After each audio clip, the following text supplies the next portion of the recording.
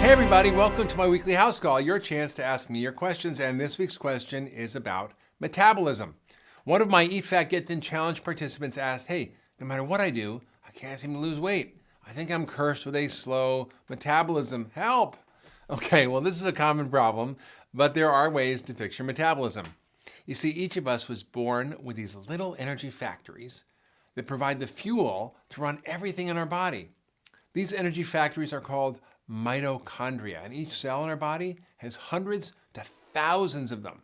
And they convert oxygen that you breathe and the food that you eat into energy that's used by your body.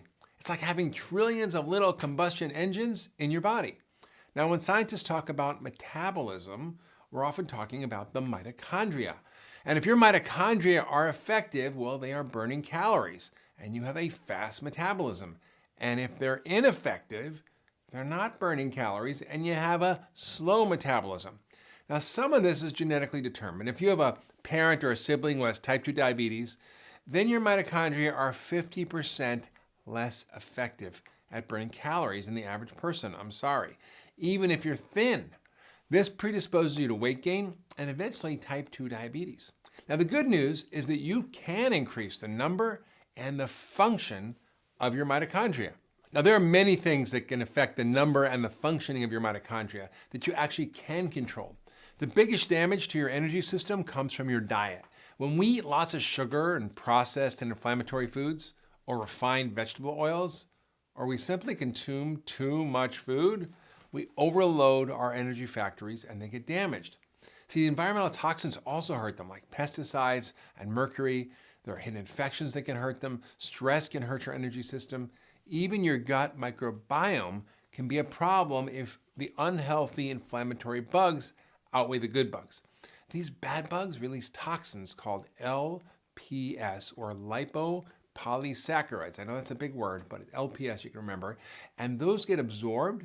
They cause inflammation in the body, and that inflammation damages the mitochondria. Essentially, anything that causes inflammation, which also causes oxidative stress, damages the mitochondria.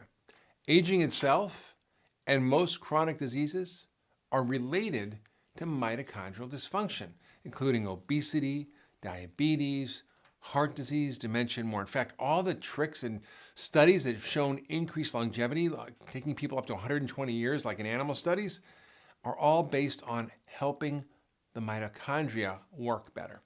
Now, luckily, we know a lot about how to keep your mitochondria healthy.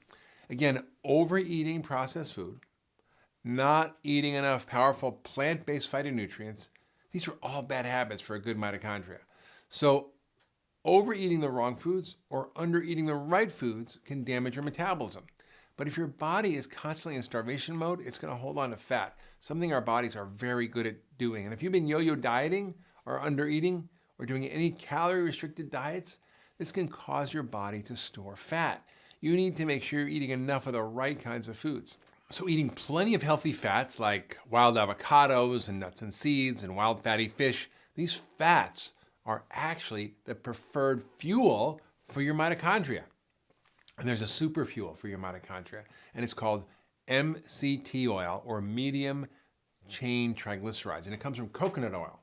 Be sure to consume lots also of colorful, antioxidant-rich plant foods and lots of good proteins, but avoid sugar and flour. They're toxic to the mitochondria. Also, high glycemic, high carb foods of any kind stress your mitochondria. The biggest driver of damage to your energy system is quickly absorbed carbs. And if you want to know how much you should be eating in a day, you can easily calculate your RMR, which is your resting metabolic rate. This is the total number of calories your body needs to survive if it's at complete rest. That's if you're asleep or in a coma. The reason this number is important is simple. If you eat fewer calories than your RMR, than your body actually needs, then your body thinks you're starving it and it starts to shut down. So calculating your RMR is also fairly simple. If you're the average size, you take your weight in pounds and you multiply by 10. So I'm 180 pounds. My RMR is 1,800 calories. Now, if you're very muscular, then you should multiply by 13. Like if you're Arnold Schwarzenegger in his prime and you have big muscles, you multiply by 13. If you're very overweight, then you probably multiply by 8 because you have a lot of fat and not a lot of muscle, which burns hotter. Now, if you eat less than your RMR, your body goes into starvation mode. Also, move more and move faster. And here's why. Interval training, which is high intensity interval training, and strength training are the best ways to make new and better mitochondria. See, by boosting your exercise, especially this interval or burst training everybody's talking about, where you go all out for 30 to 60 seconds and then you go slow for a few minutes, and you use strength training, you can actually increase the number and the function of your mitochondria. When you do strength training, you build muscle and you create more mitochondria. And when you do interval training, you improve their functioning, which is how fast they burn oxygen and calories. That's called your VO2 max. Super important. Finally, you should take energy boosting nutrients that help your mitochondria. Things like CoQ10, alpha lipoic acid, N-acetylcysteine, B complex vitamins, omega-3 fats like EPA and DHA. These supplements can aid in speeding up your metabolism and lowering inflammation. So that's how to boost your energy metabolism. Love your mitochondria. Now, I don't want you to think you're stuck. There's always something you can do. I want to hear from you now. Have you tried anything that I said? What has exercise done for you? What's worked? What hasn't worked? I want you to share your thoughts on our Facebook page below. And if you like this video, be sure to share it with your friends and family on Facebook and submit your questions to drhyman.com. And maybe next week, I'll make a house call to you.